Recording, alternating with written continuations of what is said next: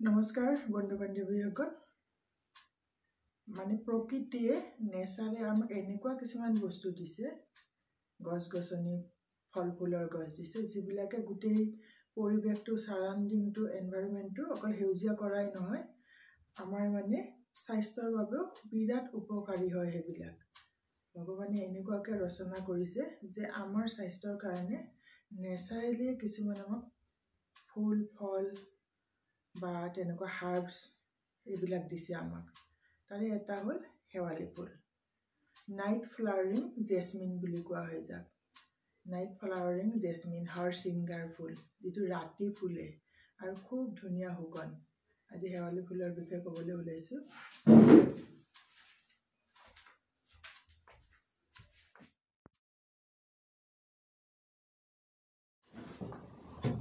নমস্কাৰ মৰমৰ বন্ধু বান্ধৱীসকল আপোনালোকৰ কোনে কোনে হেৱালি ফুল খাই ভাল পায় আপোনালোকৰ ঘৰত বাৰু এজোপা হেৱালি ফুলৰ গছ আছেনে যদি আছে ভাল কথা যদি নাই তেতিয়াহ'লে আপোনালোকৰ ঘৰত এজোপা হেৱালি ফুল ৰুব আৰু যিসকলে ফ্লেটত ভাড়া থাকে তেওঁলোকেও নিজৰ বেলকনিত ৰুব পাৰে বা নিজৰ ছাদত ৰুব পাৰে টেৰেছত ছাদত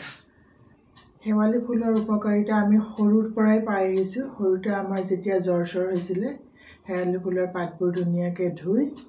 বইল কৰি থৈ দিয়ে অলপ ঠাণ্ডা হোৱাৰ পিছত তাতে অলপ চেনি দি আমাক খাব দিছিলে মানে সৰু ল'ৰা ছোৱালী ওৰ্মৰ কাৰণেও জ্বৰ হয় খুবেই ভাল মানে ডায়াবেটিছৰ কাৰণে হেৱালি ফুল খুবেই ভাল হেৱালি ফুল পাতৰ বৰা বনাইও খাব পাৰি পকৰীৰ নিচিনা মচমচীয়া একদম বেচন দি পেলাই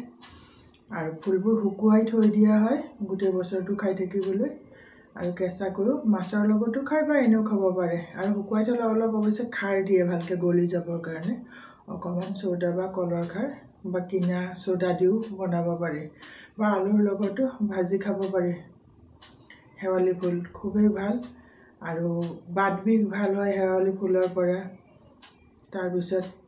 ডায়াবেটিছ মই ক'লো ডায়াবেটিছ ভালে আৰু চুলিৰ কাৰণেও খুব ভাল যিবিলাকে হেৱালি ফুলৰ কাৰা খায় মানে পাতবোৰ ধুনীয়াকৈ ধুই পেলাই বইল কৰি কাৰাটো সৰু ল'ৰা ছোৱালী ডাঙৰ মানুহ যদি খায় তেতিয়াহ'লে চুলি ছাল এইবোৰৰ কাৰণে খুবেই ভাল কাৰণ তিতাটো বস্তুটো হেৱালি ফুলক হিন্দীত পাৰিজাত বা হৰসিংগাৰ বুলি কয় আৰু